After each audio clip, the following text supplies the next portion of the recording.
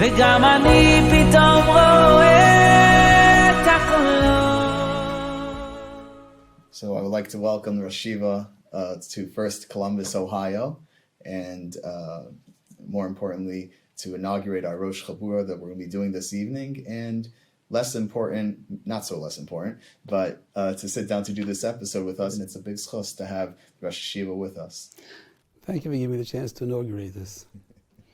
So, there's a Mishnah in Avos that says, Shimon ben Gamliel, Omer, Kol Yamai Gadalti ben Achachamim, he grew up among many sages, and he says, Loi Matsasi Laguf Toiv El Mishtika. He says he didn't find anything good from exposure to how he grew up, except for shtika, except for silence. So that was his takeaway, having Rav Gamliel as his father and Rabbi as his grandfather. Thinking about the Rosh Yeshiva, the Rosh Yeshiva's father, Rav Shmuel Shlita, Rosh Yeshiva's grandfather, Yaakov Kamenetsky, Zecher Tzadik Levracha. What is the Rosh Yeshiva's Kol Yemei Gadalti? What did the Rosh Yeshiva observe? Things that left an impression? Any stories? There's so much to say, but I think what I'm going to do is at first I'm going to start plagiarizing. And I'll plagiarize with this very Mishnah. Shtika. I'll explain. The Goyin says in the Deres Eliyahu, a fascinating Rashi Tevis.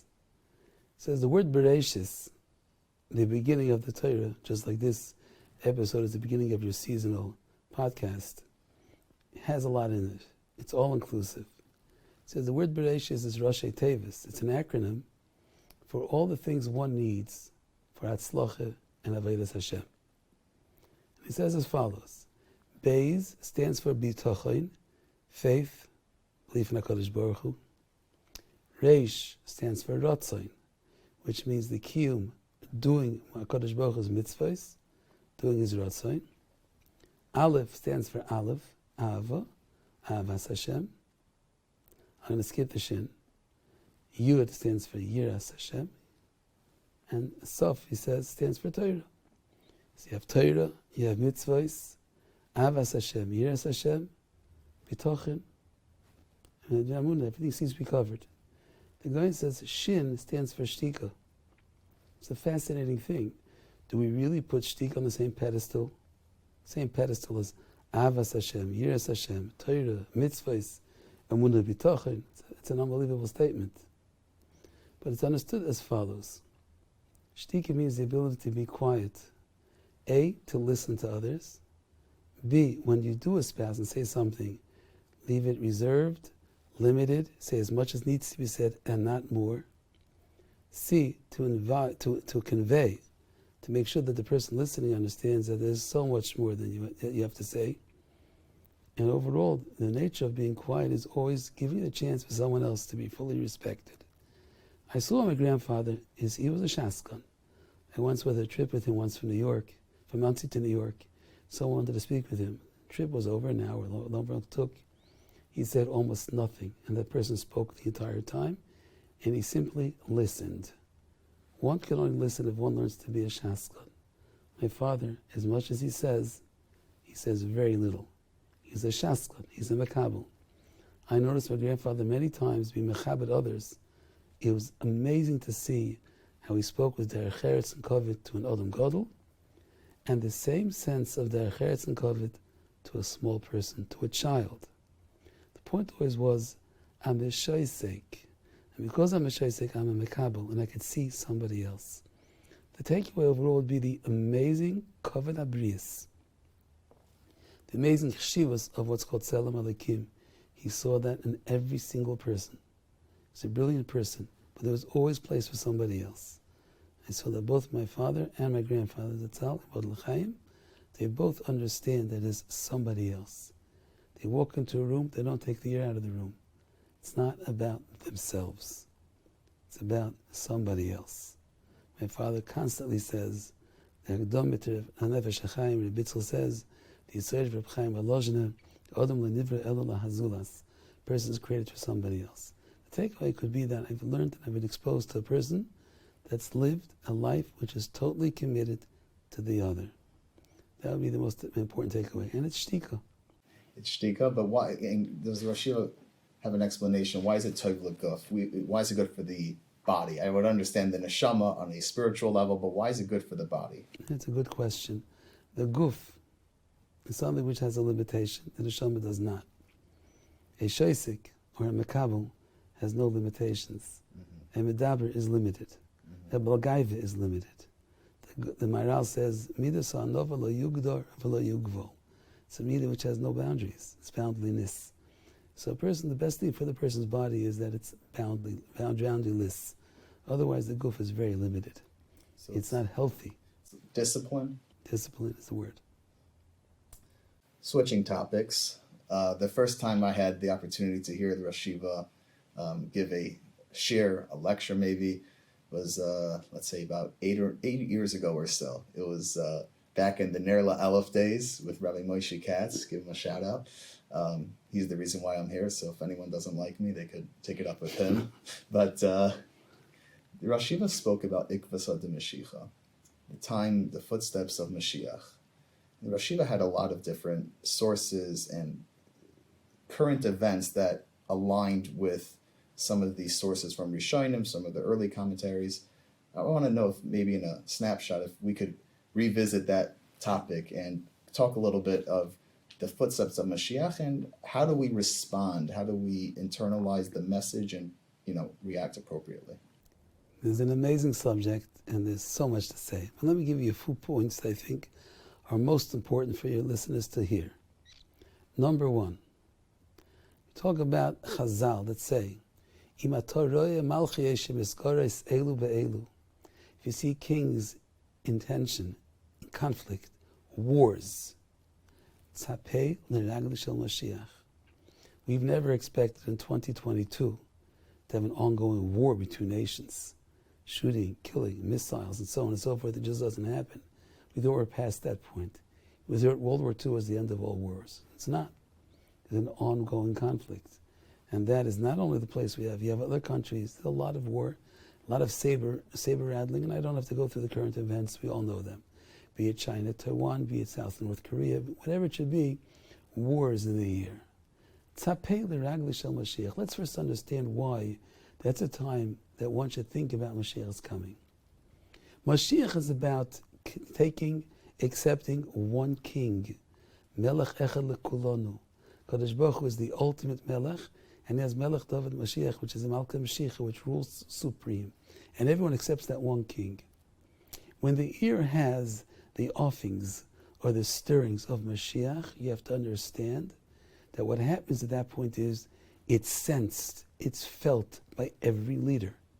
There's something which will challenge my leadership. And very often, leaders react to challenge of leadership by establishing their strength and their sovereignty and their malchus by challenging others. Russia wants to establish itself as king, ruler, monarch, call it what you want. It'll establish it by going to Ukraine. Taiwan wants to show its melech, it reigns supreme. It'll go in Taiwan. North Korea wants to insist, I'm stronger, I'm melech. The stirrings of insisting their malchios isn't simply geopolitics. It's simply because there's a stirring of Ruach Shel Mashiach. There's a melech echad lechulanu, which overrides all of those malchios that gets these people moving and stirring. So the times are really times of Mashiach today. Everything that Chazal predicted as far as Ikvus and the Mashiach has come true. It's an amazing thing, and there's no time or place to go through the list. But let me tell you something which is very important. There are skeptics amongst us. And it's silly. The Chavetz Chaim addresses the skeptics. He says, even Adosh Machshuvim, leave me alone with the Mashiach things. He says, he has Chazal and explanations. He says, no, Chas v'Sholom, there is a need to be mitzapeh. There is a need to wait for it. But it's an interesting statement. Chazal say there are things that come behesach hadas, that come with the removal of your mind, take your mind away from it. It seems somewhat contradictory. On the one hand, you have an ongoing ruach, a feeling there's clearly something happening. Mashiach is around, he's around the corner, there's something really happening. That's the reaction. On the other hand, you're told, Mashiach comes when no one's thinking about it. Which one is it? Especially if we know that Mashiach has to come, and we expect him to come, Chol Yom V'Yom, how could you not think about Mashiach? So let me tell you what Chazal mean. When Chazal tell us there's a need of Hesed Chadas, it means instead of being involved in the news and the stirrings and the machinations of states and countries and all the political stuff, take yourself away and focus. It's an important time, it's a auspicious time. You need to strengthen your Kiyum HaMitzvahs. You need to strengthen your Limud HaTorah. And that's the Hesed Chadas, the removal of the mind's eye, thinking about the goings-on. The goings-on, you're aware of it, overarching, you feel it. It's there, it's alive, it's vibrant, it's a dynamic. But at the same time, what you're doing is Mashiach Das. You're focused on your Kiyum HaMitzvahs. You're focused on your Limud HaTorah. You're focused on the things that have to be focused on. And with that he comes. So it's not as if these things are contradictory. We know he's in the air. We feel he's in the air. We know that it's not something which simply is to be ignored. The facts speak for themselves. The flip side is focus on the things you've got to do to be ready for the advent of Mashiach. Okay, so how do we be ready? Torah mitzvahs. Torah mitzvahs, ma'asim tovim, everything you're doing. You keep on doing what you're doing, you do it well, with focus, no time spent, no time wasted. Just do it better. And that focus of what you're doing with a sense of urgency. Let me give you an analogy. There's a famous Frenchman that had this fetish about walking on a tightrope. He would find places, the most outlandish places, to put a rope and walk on his tightrope. He once put a line between the Twin Towers, Aliyah Mashallah. And he walked out on that rope between the two buildings, laid down, put a stick across him in the middle of Manhattan. He was arrested when he came down for disturbing the peace. But having said that, he stopped and think for a moment, what was he thinking when he stepped out on that line? The fear of falling? He couldn't be thinking. If he had thought about that, he would have probably fallen. The fear would have shaken him. He would have fallen. He thought about one thing and one thing only, how well of a job he's got to do here. Understanding full well that the consequences of not a job not well done, is history. So the stakes are high. The stakes are high, but the focus is there. Once you understand what the stakes are, you understand where you've got to focus. But my question, my follow-up would be, throughout all the generations, we say on Pesach, but the whole dar v'dar, every generation they're going after us, and I'm sure whichever one throughout history, people said then, Mashiach must be coming. So why is right now, 2022, unique? It's a good question. Let me tell you something. I think that there's no question in anybody's mind that the advent of, we'll call it internet, the advent of globalization, the advent of all the things that we're experiencing now are clearly manifestations of things that never, ever existed before. They couldn't have. There was no way of having instantaneous communication internationally, covering the entire globe. I think that is clearly a cut above anything we went through before. Now it's global anti-Semitism. Now it's global everything. Now it's in a global conflict. There's no such thing. It's no longer limited. In a global front, we understand that anything Mashiach is about is all global. It's something which globally affects us all. In one instantaneous moment where we have a Geula Asida, we're given the Geula, that's global. Rabbi speaks about the fact that there's a concept of, he calls it Noitzrus and Islam. He says it came before us to show us the way to a global idea, a global concept. What we have today, he says, is the Metzius of Dvarim is we have globalization today. This never existed before. Of course, each community had its limited sorrow, and each war, World War II, was also a place where it's World War II. We call it World War, but nothing close to what we have today. Now go into relationships. Around 1950, the divorce rate was somewhere in the low single digits. Fast forward 5 decades, it's somewhere around 50%. It's very hard to believe. Now it dipped a little bit under 50%. I don't think because marriages are getting better. I think less people are getting married. Right. But HaKadosh Baruch Hu is mizavig shidduchim. HaKadosh Baruch Hu sets people up, and of course, that didn't change. What did change? Let me tell you something fascinating. There is a place in the Gemara where you have the Maharal, the Goyim, and the Mashah all saying one thing. The Gemara talks about Haiman de Boilem Evech Hasida, a person who wants to be a saint. So Rabbi says he should be Yasik B'milat in his Zok, and he should be involved in tort law, damages. Be careful about damaging someone else. The Gemara has two opinions. The opinion is mila de brachas, mila de avos. Pirkei Avos and brachas. And they all say the same signa. They say like this: there are three types of relationships. As often as we hear about two, there's a third type of relationship. Something ben adam lamokaim, ben adam chaver. We know those relationships between ourselves and HaKadosh Baruch Hu and ourselves and fellow man. They say there's a third relationship. It's called ben adam la'atzmai. Ben adam la'atzmai is a relationship. That means one has to be very secure within himself and relate to himself well. To be able. Self-esteem is one way of doing it, but really understand who you are, what you're about, and what your focus is for your as a mensch yourself, to be able to be misasek in ben adam chaver, ben adam lamokaim. It starts with ben adam la'atzmai. If a person lacks, we'll call it self-esteem, he lacks a good relationship to himself, he doesn't see himself as anything or worth anything, or his ego's through the sky because he sees himself as nothing. Now, however you're going to take this and psychologically break it down, that chisaron of an adam la'atzmai is unfortunately the cause of no yachas called ben adam l'chaverei. There is so much garbage that we as individuals absorb that we no longer have the ability to relate. HaKadosh Baruch Hu is mizavik zivuvim, but we have to be mentioned. It makes the shidduchim be a mensch. And you're talking about, again, take the internet as an example, where now the world of communications is such where there's zero relationship and all communication. One gets absorbed with that, he's self-absorbed. The need to it's constant response of your WhatsApp, your Facebook, your social media, constantly, it's all self. So it's very difficult when you're fighting something which is all about self and zero self. Simultaneously, to really develop a relationship called marriage. So, besides everything else that a society does to be sure to undermine the institution called marriage. So let's go in a little deeper, because a lot of people say these things. Let's say it's social media. Let's say it's internet. There was the line that was coined by the city field of Asifa, and I'm not commenting whether it's a good line or not, but the saying was you can't live with it and you can't live without it.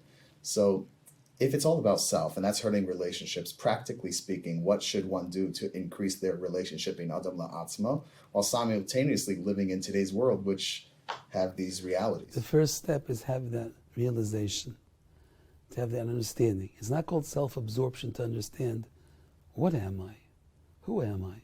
Can I indeed turn off my electronic device for a day or two and not look at it to really live independently? Can I do that? I think we're holding by an hour or two, but yeah. In other words, but once you begin to realize what it means and how much your life isn't your own, the people that can't be themselves, they can't exist with themselves. They need the entertainment. They need the stimulation. They need whatever it is, something else to keep themselves busy with because they can't live with themselves. True, it's necessary. The ubiquitous internet has become something which is unfortunately necessary in a lot of fields of life. That is all true. But lose a sense of self, to be totally overtaken, where you have no sense of who you are, it won't work. Mm-hmm. There's movement now amongst teenagers to get flip phones. Yeah. Very strong movement to get flip Even in phones. secular? Secular.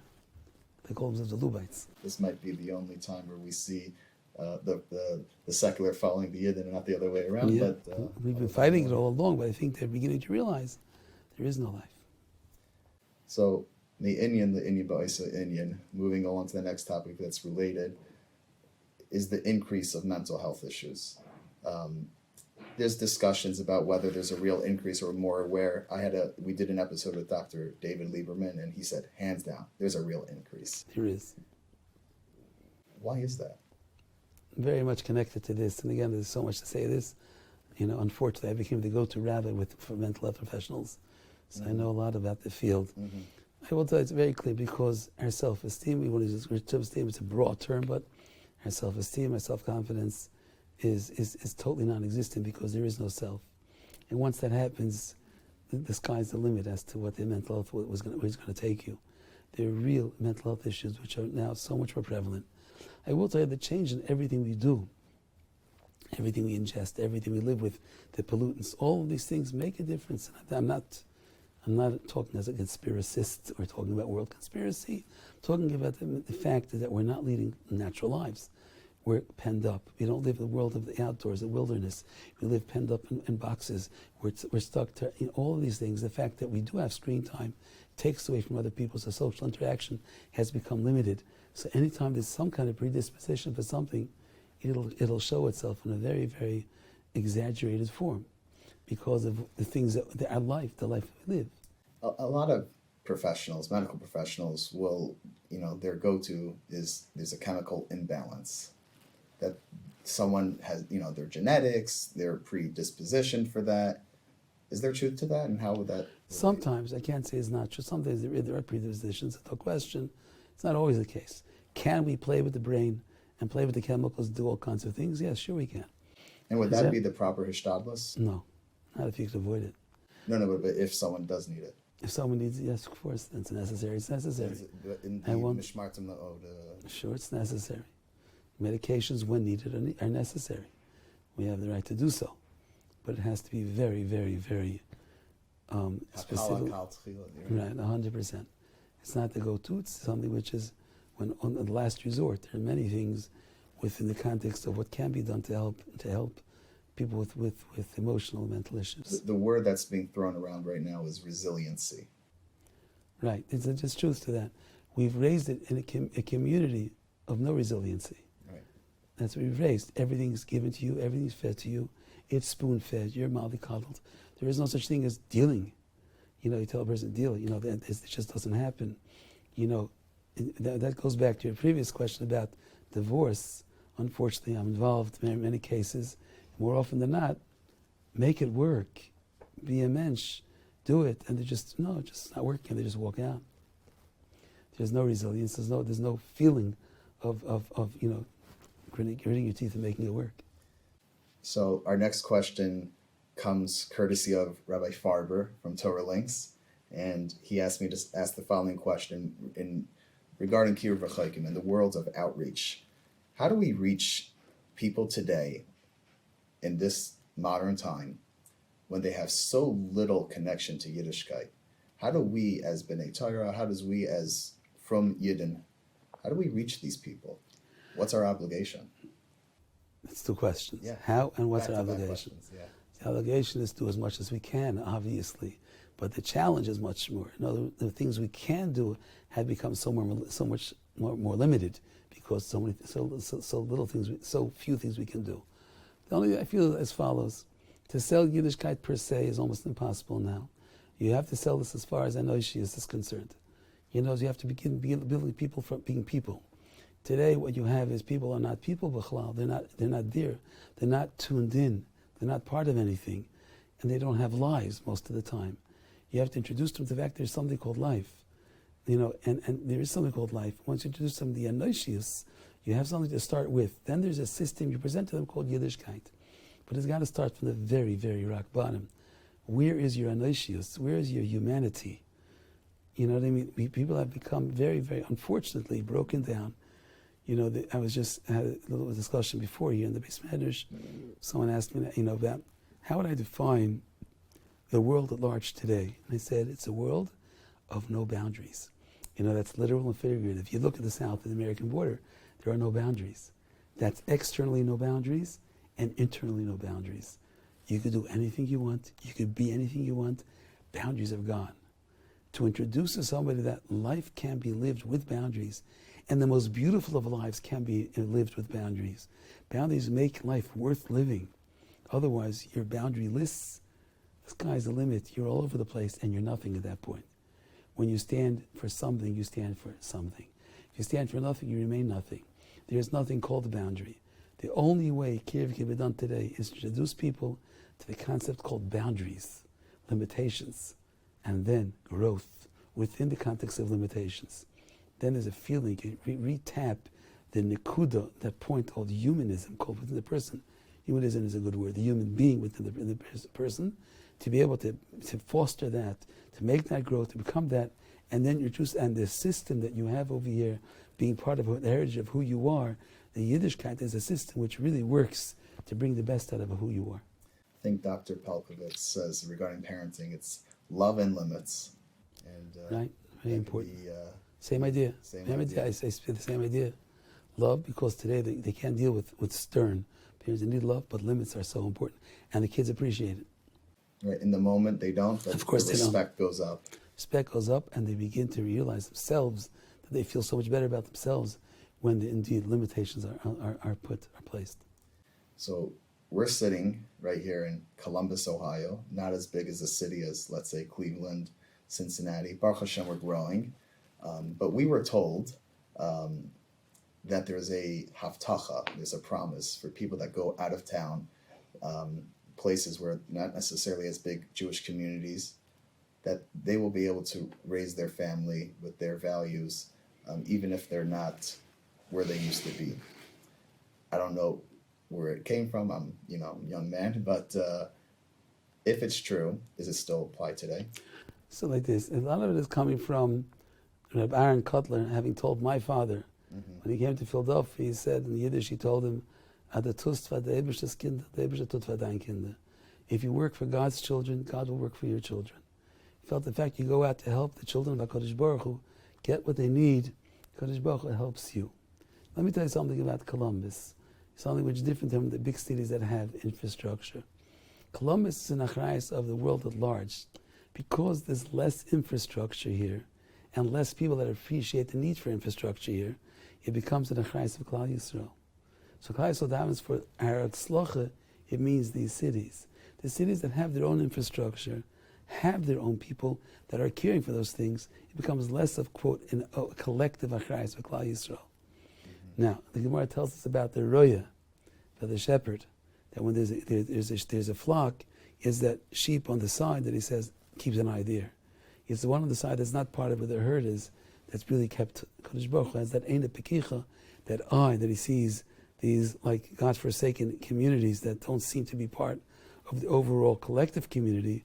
They need special siyata d'shmaya. So indeed, I would tell you very categorically that the midah keneged midah, if HaKadosh Baruch Hu's children are being tended to, you're helping a community at large, HaKadosh Baruch Hu looks to help you as well. Wow, I like that. We live in a generation of wealth and materialism. I mean, I'm not so, I grew up in the 90s, and I go to conventions today. So in other words, I didn't grow up where you were lucky to have cereal for breakfast. And today you go to conventions, and the amount of food, the amount of comfort that we live in is just incredible. Sometimes I feel it's insane. But at the same time, we talked about Mashiach. How are we supposed to be achakaloi b'chol yom shov? Year in Mashiach, we're living such comfortable lives. It's a good question. It's a challenge. Not so much a question as it is a challenge. If a person understands that whatever he has is hevel havolim compared to what will be, and whatever he has, because we're so caught up with the moment and appreciating what we have, the feeling is that it can't be better than this. But when we're to stop and think about whatever this is, and this is only not lasting, the Gemara says in Avodah Zarah, it speaks about a goy in a situation where he was given all pleasures. He turns to Rabbi and says, "You think having another mabah?" He turns to him and says, "Yours don't last. Good times don't last." And indeed, as we're saying that the cases are called for him to get out of the pleasures and go beat the king. So in other words, to understand that all of this is temporal, all of this is ephemeral, it moves away. It's something you can't really say lasts. So once you have the kind of that mind, you suddenly focus: what is lasting, what is eternal, what's more important than this temporal moment of the fleeting moment of enjoying the steak. It's a shift in attitude. Otherwise, it's very difficult. It's hevel. You have to see. Yes, it is. Smoke. It's just. Yes. When do we get to welcome the Rosh Hashiva back to Columbus, Ohio? That's a good question. What I have now is other people upset with me that I came here finally after they made their entreaties to me, Cincinnati included actually, and Chicago and Cleveland, Ohio as well. And you're coming out to Columbus. How many times have we tried to get you? I said, it worked out this time, so it's hard to say. And they come twice to you and not once to Cleveland, I don't think they'll be so happy. So whenever it is. We could do a joint, Columbus is in between Cleveland and Cincinnati, so we could actually do something here for the whole Ohio. Okay, thank you for the vote of confidence. I want to thank the Rosh Yeshiva for coming on this You're welcome. on this podcast, and I got to ask a lot of unscripted questions. And I'll tell you that I was in touch with Yaakov Shweki, who, by the way, sends his love and regards to Rosh Yeshiva. Thank you. I told him what we're doing, and he said, "Oh, the Rosh Yeshiva is the best person to interview with unscripted questions." Okay, thank you. And I see Baruch Hashem, we had a great conversation. And, Thank you. We have a great program coming up, and again, thank you. Thank you. Okay. Hatzlacha Rabbi. To listen to all Kolot episodes and see upcoming guests, visit kolotpodcast.com. We are also on all podcast players. Type in Kolot on iTunes, Spotify, Google, Stitcher, Podbean, and Amazon. Share with your friends, and please make sure to give us a 5-star review. Kolot is a project of the Columbus Community Kollel, a full-time Jewish learning center in Bexley, staffed with high-caliber Torah scholars. Ever since 1995, boys, girls, men and women from all backgrounds and affiliations have found many opportunities to connect with Torah and mitzvos at the Kollel. Whether it's a study partner, an engaging lesson, or a program, the Kollel is your one-stop shop for all your Jewish learning. If you want to know how you can benefit from the Kollel, visit thekollel.org. That is TheKollel.org, and forever be inspired.